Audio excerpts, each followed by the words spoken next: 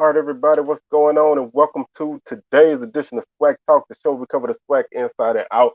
I'm your tour guide around the SWAC, C. Wells, coming at you.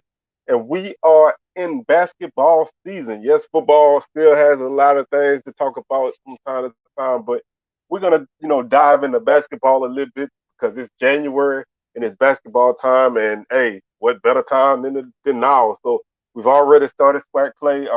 Monday was the beginning of SWAC play. So we in it, man. We making the march to the SWAC tournament and march to the big dance. So we're gonna talk about the games that took place Monday, and then we're gonna kind of talk about some of the games that are coming up on Saturday. So not gonna waste a lot of time on these little intros and whatnot. You see the socials scrolling on the screen below, so feel free to check those out. If you'd like to donate to the show, you get the Cash App $ Swag Talk. Be much appreciated. Go ahead and subscribe to the channel if you haven't done so already.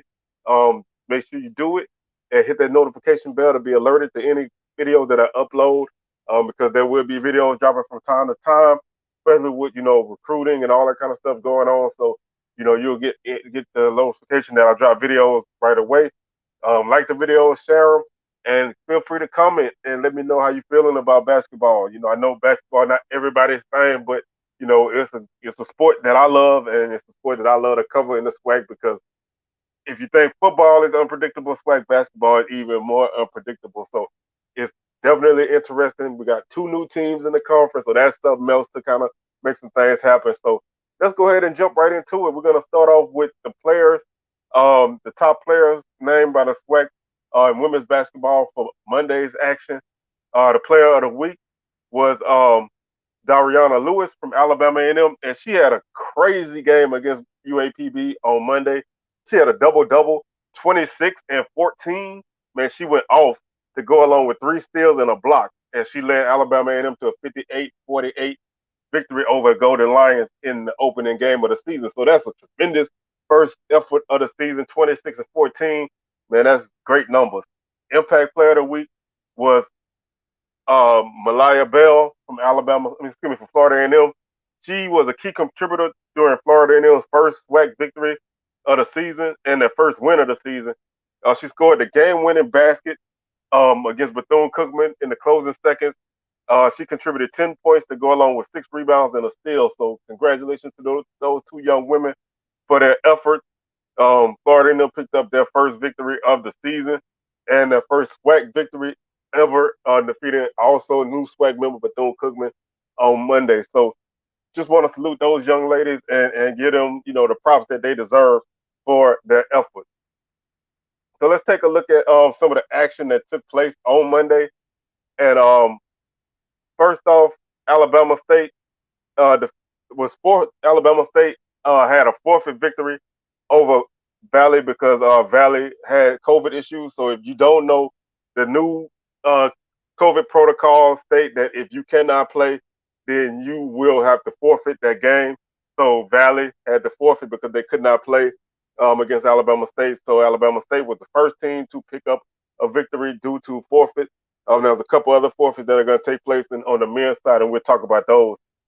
Bethune Cookman and Florida A&M played a classic game to start the SWAC season off, 70-68. The Rattlers got the victory on a buzzer beater.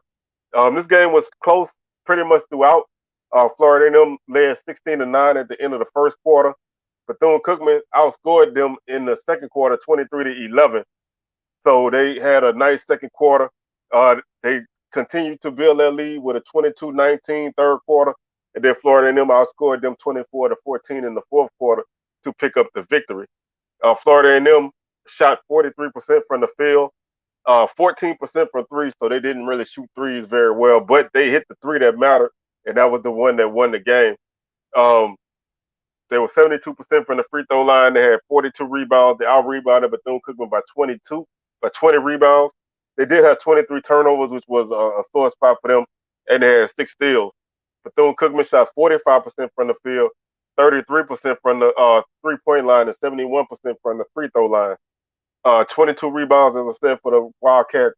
They had 15 turnovers and 10 steals. Dylan Horton led Florida A&M with 22 points, and she said 22 points And Angela Harris, she had 21 points. She made two threes. And like I said, Bell had 10 points. And Mallory Brooks had 8 points for the Lady Rattlers.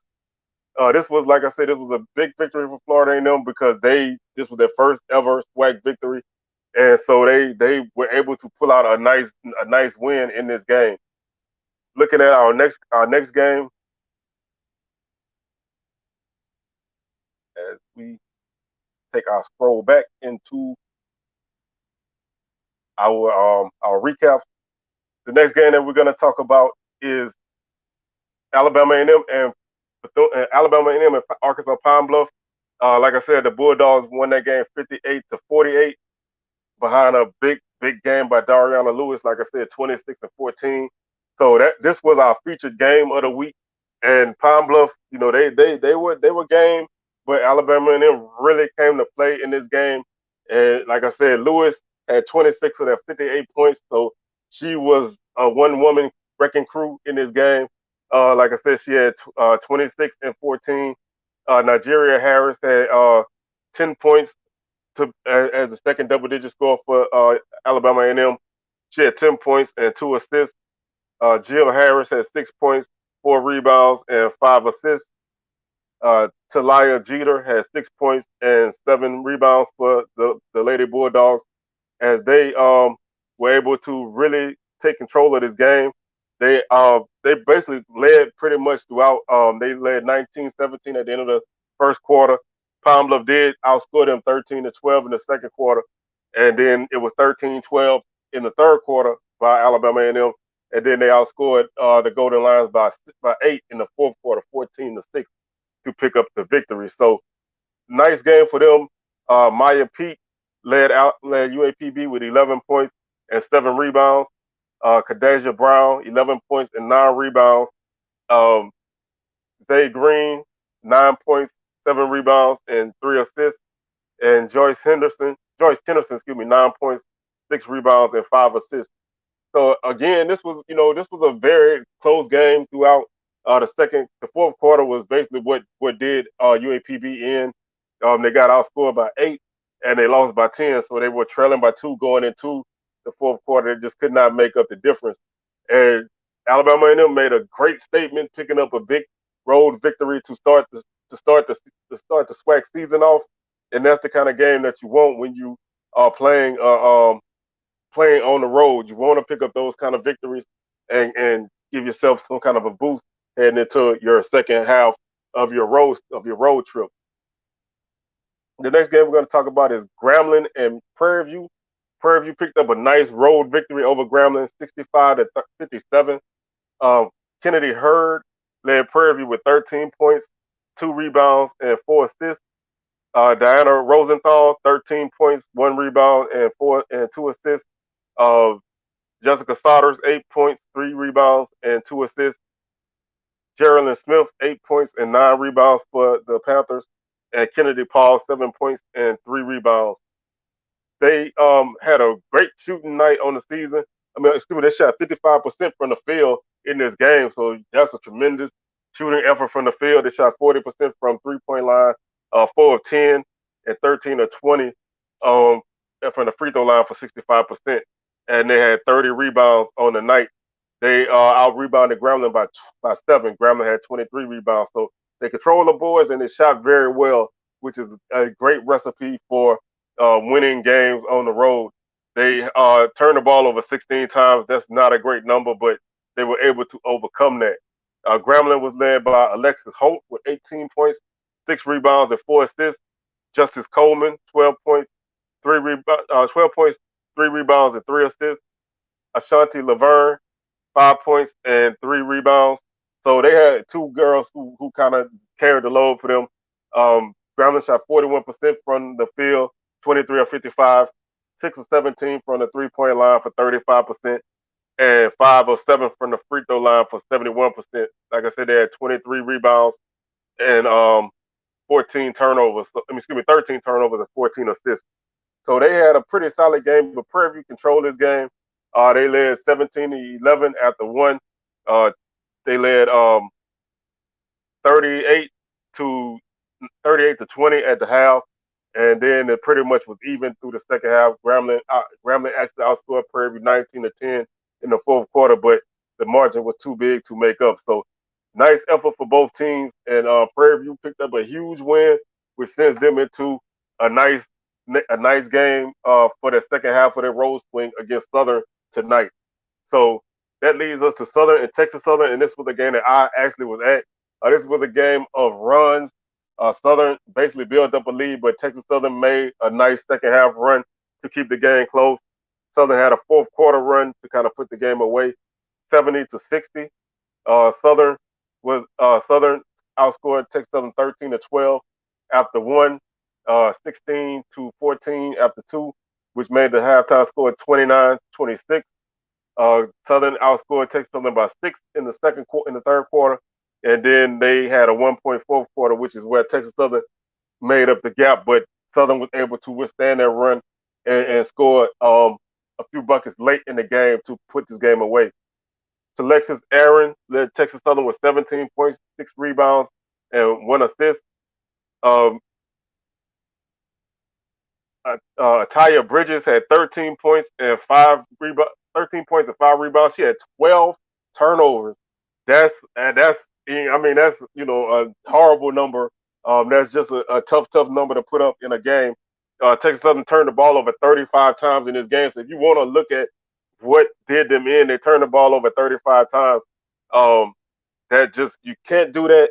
And Southern out rebounded them 50-35. So they got out rebounded by 15 rebounds, and they had 35 turnovers. Southern had 21, so this was a sloppy game all around. But you can't turn the ball over that many times and expect to win on the road. Nia Mitchell, 9 points for Texas Southern and 12 rebounds, so a solid effort for her. Also 3 assists. Texas Southern shot 38% from the field. They were 20 of 52, 5 of 17 from 3-point line for 29%, and 15 of 20 from the free throw line for 75%. Southern was led by Kayla Watson with 13 points, 3 rebounds, and 1 assist. Nakia Kinsey, 11 points, 6 rebounds, and 1 assist. Amani McWayne, 9 points, 9 rebounds. Tanisha Metcalf, 9 points, 4 rebounds. Tanara Moore, 2 points and 10 rebounds. And Genovia Johnson, 11 points, 1 rebound, and 2 assists. Like I said, Southern basically won this game off of turnovers and rebounds. Southern shot 29% from the field. So this, like I said, this was just a sloppy game all around. Southern missed a ton of easy shots all night. They were 24-81 for 29%. They were 3 of 21 from the 3-point line for 14%, and 19 of 29 for 65% from the free throw line. And like I said, you just cannot do that in a game like this. You just can't. You can't shoot this poorly, and you can't handle the ball this poorly if you're either team. So you really need, you really want to see these numbers improve. Obviously, for both teams. This is the first game, so you want to see both teams play better and play more solid basketball in the second portion of this swing. So I expect to see both teams play better, and I expect to see a lot better care taken of the basketball. And that brings us to the games that we're going to talk about for Saturday. Southern heads to Tallahassee to take on Florida A&M. A 1 o'clock tip-off. Grambling is in Daytona to take on Bethune Cookman. Also 1 o'clock tip-off. Alcorn is at Alabama A&M. 2 o'clock kickoff. Jackson State is at Alabama State. 2 o'clock tip-off. That's going to be our feature game of the week. That's a tremendous game. Probably the top 2 teams in the conference hooking up early. So that should be a game to really keep eyes on. We'll talk about that game a little bit in a minute. Valley is at Prairie View at 3 o'clock tip-off, and Pine Bluff is at Texas Southern for a 5:30 tip-off. And like I said, looking at this game with Alabama State and Jackson State, I'm very excited for this game. This is probably the top game of the season. These are the top 2 teams to me, so you really expect to see some good basketball being played in this game. Alabama State, they'll be playing their first game on court. In today, they had a forfeit against Valley. Jackson's game against Alcorn was pushed back to today, So this will be their first action. So we'll be able to see both these teams in action for the first time all year today. Jackson State is leading the league in scoring. They're scoring 72 points per game. Alabama State scoring 53. Jackson State is allowing 70 points per game on defense, and Alabama State 76. Again, like I said, these numbers are kind of deceiving because this is basically non-conference play, so you really don't really know where these teams really stack up right now. But I expect both these teams to be at the top portion of the conference as the season makes its way. Jackson State is shooting 42% from the field. Alabama State is shooting 32%. Jackson State is leading the league in field goal percentage defense at 35%. Alabama State 42%. 3-point shooting, Jackson State 31% from three. Alabama State 22% from three. So that's something that they're definitely going to have to do better as the season goes on. They're also allowing 36% makes from threes. As a defense, Jackson State's only allowing 26% 3-point percentage. So that's definitely an advantage for the Lady Tigers. They defend the three well. Alabama State doesn't shoot it well right now. Free throws, Alabama State 68%, Jackson State 62%. So if there's one weakness right now is free throw shooting for Jackson State. Alabama State opponents are shooting 67% from free throw line. Jackson State's opponents 72%. Rebounding, Jackson State averaging 43 rebounds per game. Alabama State 37.2. So that's a 6 rebound difference right now. The opponents for Jackson State are averaging 42 rebounds, so their rebounding margin is pretty even. Alabama State's opponents are averaging 41 rebounds per game again. So I expect both teams to really hit the boards hard. Turnovers, Jackson State has turned the ball over 15 times per game. Alabama State's turned the ball over 15.3 times per game. So neither team is really that bad on turnovers. So you expect both teams to kind of take care of the basketball a little bit. Jackson State is forcing 17 turnovers a game, and Alabama State's forcing 21 turnovers a game. So if there's one thing that Alabama State's going to have an advantage, is they're going to have to try to turn Jackson State over and try to get the ball up and down the floor because Amisha Williams is killing it this year. She's averaging 16 points per game to lead the SWAC right now. Deja Rogan, 15.3, also from Jackson State. Alabama State, Jayla Crawford is their leading scorer right now. She's at 10.4 points per game. Rebounding, Williams leads the league in rebounding at 10 rebounds per game. So she's averaging a double-double.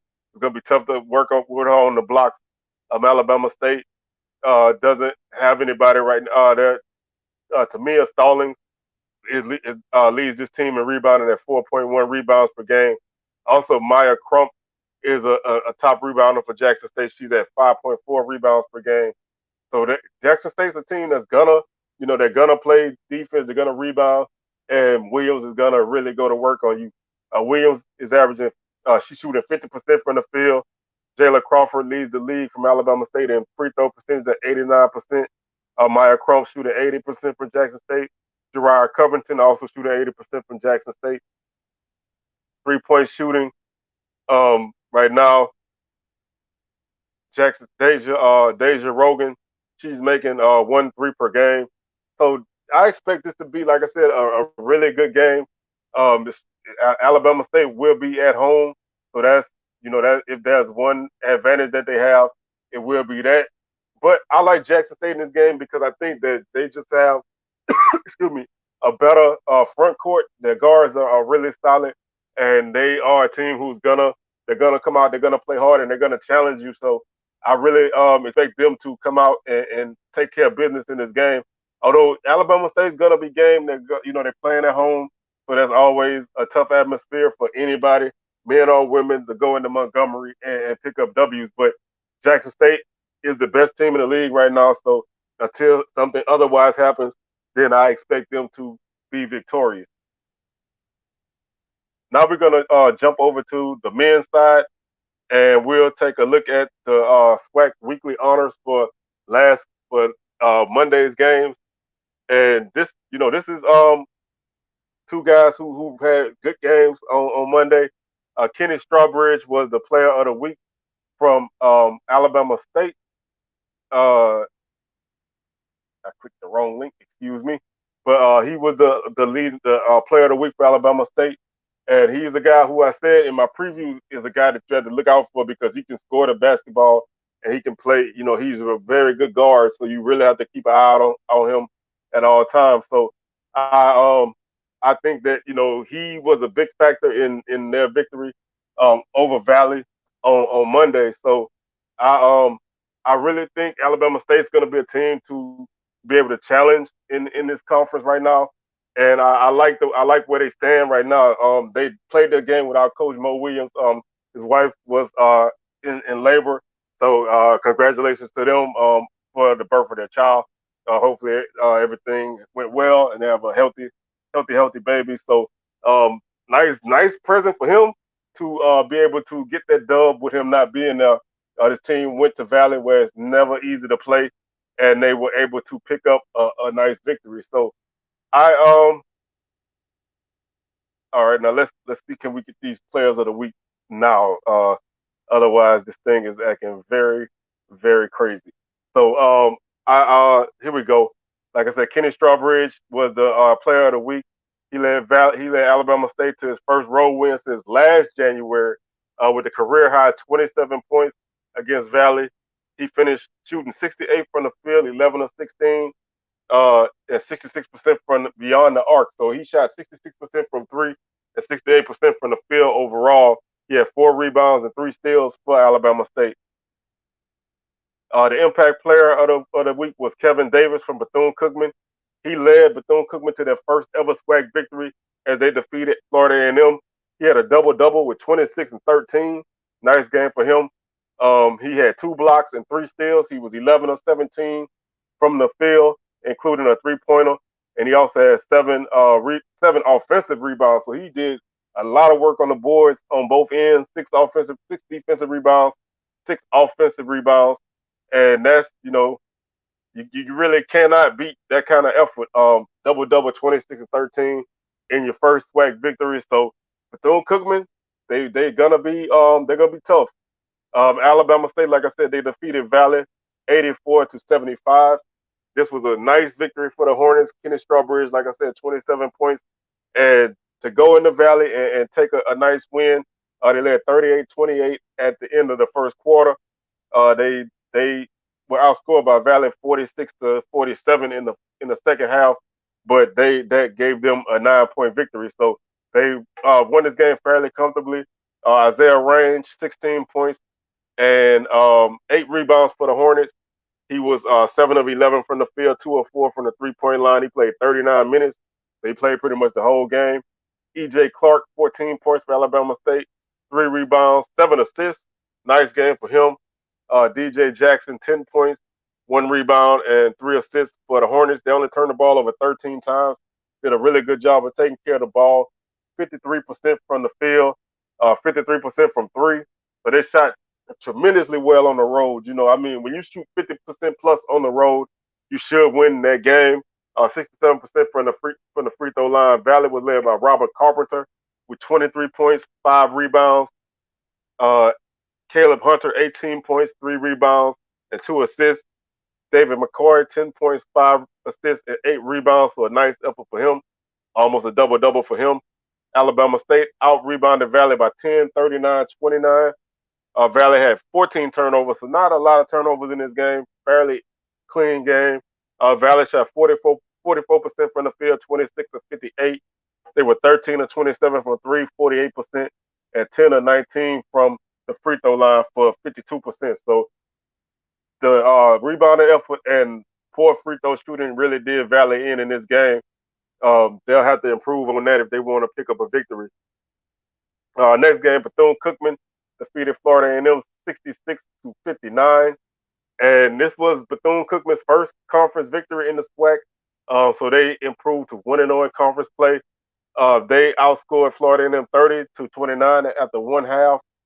Second half, they outscored them by 6, 36-30, giving them the 7-point victory, 66-59. Florida A&M was led by MJ Randolph with 17 points, 9 rebounds, and 5 assists. He did have 6 turnovers, but that's a very good game. He stuffed the stat sheet. 14 points for Bryce Morgan, 7 rebounds, and 1 assist. Uh, Cameron Reeves, 6 points, 5 rebounds, and DJ Jones, 4 points, 8 rebounds. Chase Bars, 9 points and 4 rebounds for the Rattlers. They shot 42% from the field and 16% from three. So 2 of 12 for 3-point shooting, 1 3 made in each half. That's tough to that's tough to win on the road when you can't shoot well. And 58% from three. So they definitely did not shoot well in this game. They had 42 rebounds on the night. They did out rebound Bethune-Cookman 42-37. So they won the rebounding edge, but they just could not get shots to fall. And on the road, that's gonna be a recipe for disaster. Kevin Davis, like I said before, 26 and 13, 7 offensive rebounds. He was a monster on the boards. But Florida A&M did not have an answer for him, even though they did out rebound the team as a whole. They could not keep him off the boards himself. He had 2 blocks as well and 3 steals. So a very good game for him in his first SWAC game. Marcus Garrett, 8 points, 5 rebounds, and 3 assists. Calvin Polina, 6 points, and that was it for him. And then Collins Joseph, 14 points and 4 rebounds for the Wildcats, who shot 39% from the field, did not shoot the ball well, 24-61.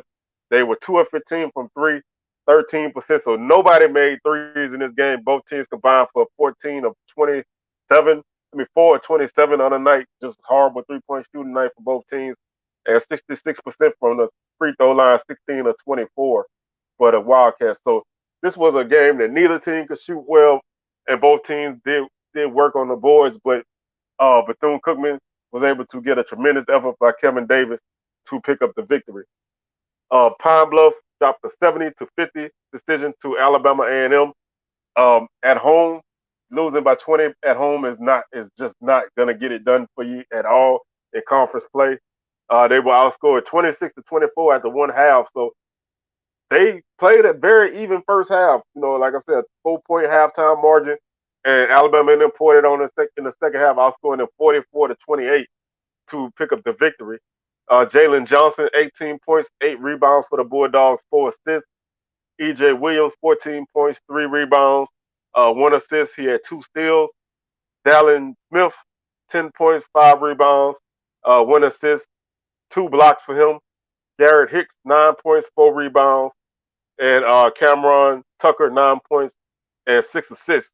So a great game for him distributing the ball. Bulldogs had 32 rebounds, and they turned the ball over 9 times. So they took great care of the basketball. And when you don't turn the ball over and you force turnovers, which Pine Bluff only turned the ball over 9 times as well. So, I was gonna say turn the ball over. When you don't turn the ball over, you force turnovers, you can win. But neither team really turned the ball over.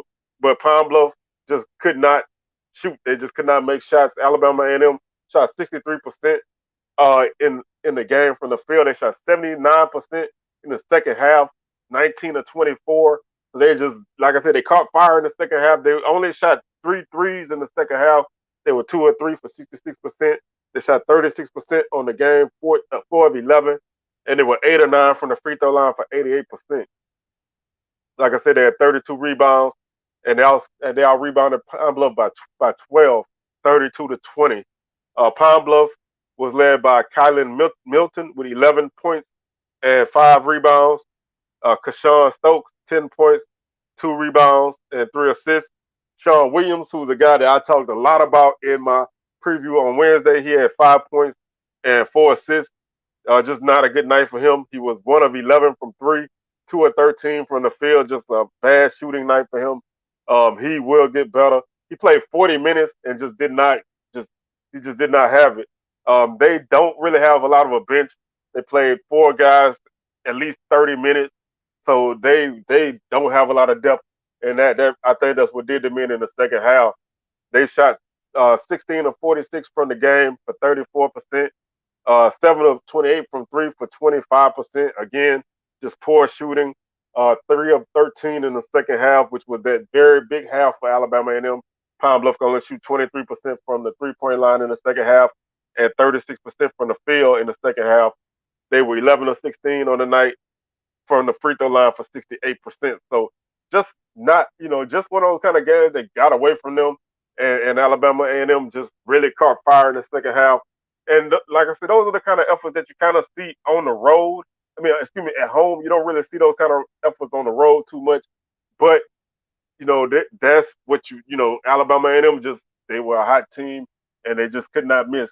The last game that we're going to talk about from our recap, Grambling and Prairie View game was a forfeit. Grambling picked up a forfeit victory because Prairie View has some COVID issues going on right now within the program, so they had to forfeit that game, and they will also forfeit their game against Southern today. So Prairie View is 0-2 right now because the new rules state that if you cannot play, then you forfeit. So Prairie View forfeited this game, and then they'll forfeit the game today, and hopefully they can get some things cleared up and get to play on Saturday.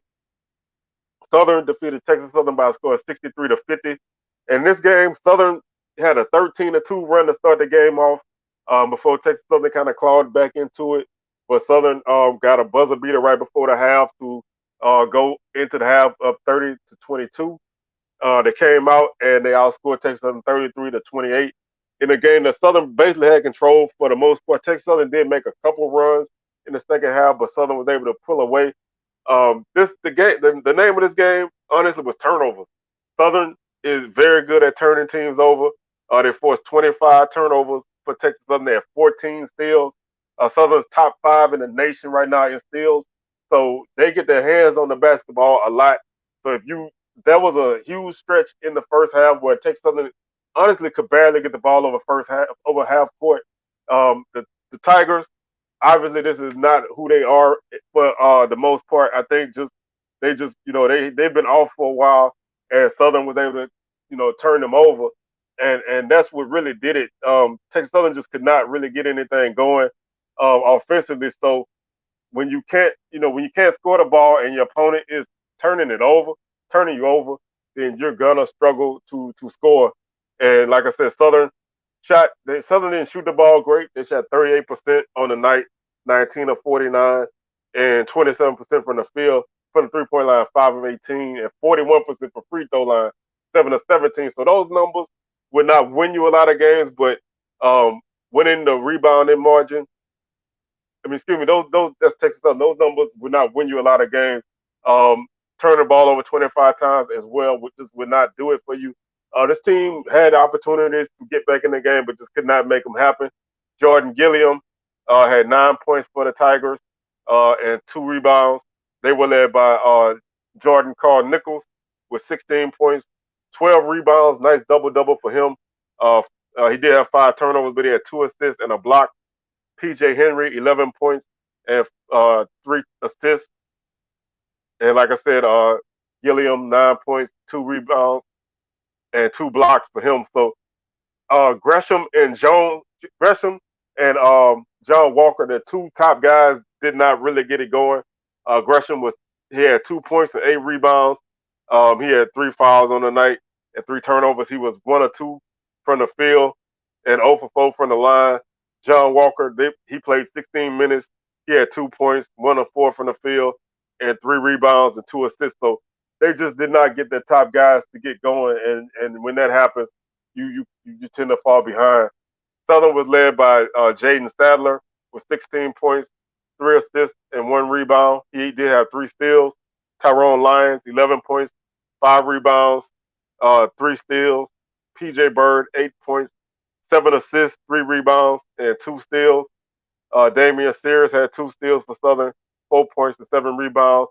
Breon Whitley came off the bench with 13 points, 4 steals and 3 rebounds. 1 rebound and 2 assists. He shot 3 of 6 from the 3-point line. Southern was 5 of 14 from the 3-point line on the night for 35%. 22 of 50 from the field for 44%, and 14 of 17 from the free throw line for 82%.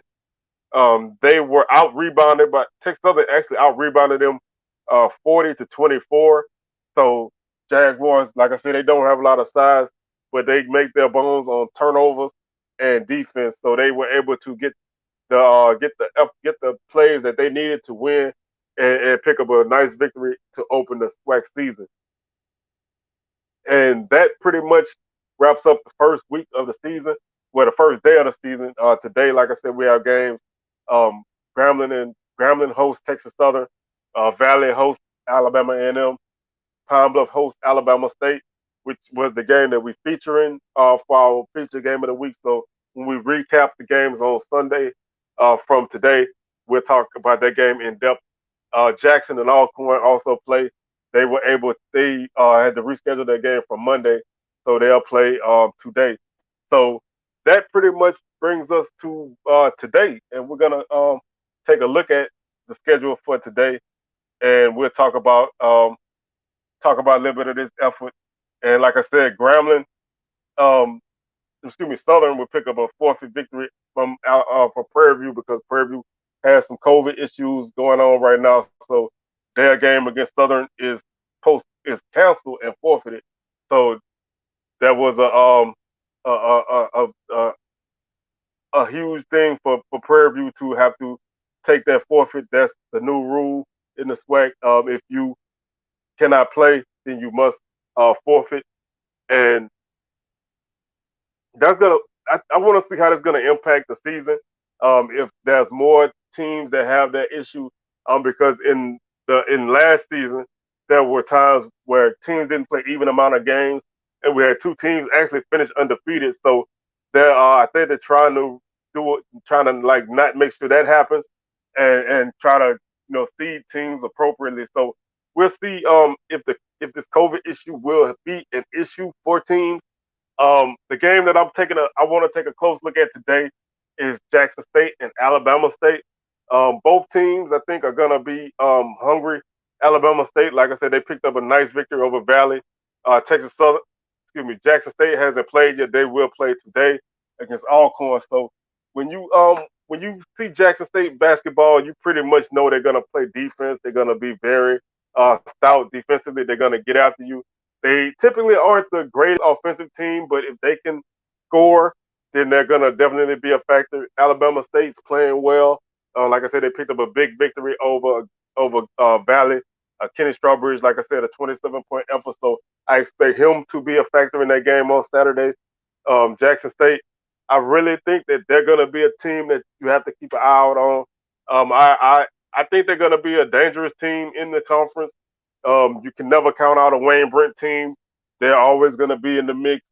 At some portion of the season, they're always going to be in the mix because they play defense so well. And they tend to have a couple guys who can score. So you kind of expect that to be where they're at. Right now, they're scoring 57 points per game, so they're not really scoring the ball well, but they're leading the league in defense at 69 points. Alabama State scoring 66 points per game, which is second in the league. And defensively, they're allowing 80 points. So they have not been able to get a lot of stops in non-conference play, but they played some pretty good defense against Valley in the first game of the season. Alabama State second in the league in field goal percentage at 41%. Jackson State shooting 38%. Alabama State is fifth in the league in defense, field goal defense at 44%. Jackson State right there with them at 44%. Three-point shooting, Jackson State is shooting 33%, which is second in the league. Alabama State is fourth in the league at 30%. So both teams shoot the ball pretty decently from the 3-point line. Nobody's really lighting it up in the SWAC, but 30% is not bad.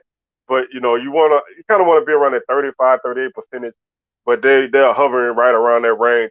3-point defense, Jackson State 31%, Alabama State 33%. So teams are pretty even defensively. Free throws, Jackson State is shooting 63% from the free throw line. Alabama State 68. Opponents 66% for Jackson State, and Alabama State opponents shooting 72%. Rebounding, Alabama State is averaging 34 rebounds per game. Jackson State 32. Again, pretty even. This is a pretty even matchup right now. Alabama State opponents 38 rebounds per game. Jackson State opponents 38.3. Again, just very even. Turnovers. Jackson State has a turnover. They have 14 turnovers per game. Alabama State 14.1. Alabama State's opponents have turned the ball over 18 times. Jackson State's opponents 14. So Alabama State a little bit better at forcing turnovers. They do want to get up and down the court and move the ball a little bit more quickly than Jackson State. Right now, Jackson State is led in scoring by Javius McKinnis. Is averaging 11 points per game. So that's their top guy. And like I said, Kenny Strawbridge is the top guy for Alabama State, coming off of a 27-point effort. Gerald Liddell is also a top guy for Alabama State. He's scoring 11 points per game. So those are two of their top scorers. Rebounding, McKinnis leads the league in rebounding at 10.3, so he's averaging a double-double. So you're definitely going to have to, if you're Alabama State, you're going to have to keep him off the boards. If you let him get rebounds, then you're going to be in trouble. Jordan O'Neal leads Alabama State with 5 rebounds. Isaiah Range 4.8. So they have three guys at about 4.8 rebounds per game. So they don't have the one guy. They have multiple guys who can hit the boards. So they're going to have to throw those guys at the boards to keep McKinnis off the boards, because if he can get nice rebounding numbers, then they'll be giving Jackson State a better opportunity to get second chance points and to keep Alabama State off the board. McKinnis leads the league in field goal percentage, shooting 53%. So he's, like I say, he's playing lights out right now. Free throws, nobody from either team in the top 10. But 3-point shooting, nobody's listed right now. But I like, both teams have guys who can really make some things happen. Assists, Jonas James is 2.5 assists per game for Jackson State. DJ Jackson 1.9 for Alabama State. Liddell 1.8. Strawbridge 1.7. McKinnis leads the league in blocks. He's averaging 3.4 blocks per game. So if Alabama State wants to be productive, they need to get him away from the rim, man. If you let him, impact the game defensively with his blocks and rebounds, Jackson State's going to cause a lot of problems for you. Gerald Liddell averages 1.1 blocks per game for Alabama State. Jordan O'Neal, 1.3. So if you really want to look at this team, McKinnis is also averaging 1.5 steals per game. I think he's going to be an early contender for Player of the Year if he can continue to put these numbers up. But if Alabama State wants to be successful, they need to know where McKinnis is at all times, and they need to let their multiple guys get going. They need to get Strawbridge going. They need to have Liddell have a better game than he had against Pine Bluff, and O'Neal needs to do some work too. So I like Alabama State. I think they're playing really well. I think if they can come off of a victory over Pine Bluff on Wednesday and come into this Jackson game at 2-0, that'll give them a little bit more momentum. I think Jackson will take care of business against Alcorn tonight. So this is hopefully set up a 2-0 versus 1-0 matchup. Like I said, it's tough to play in Montgomery.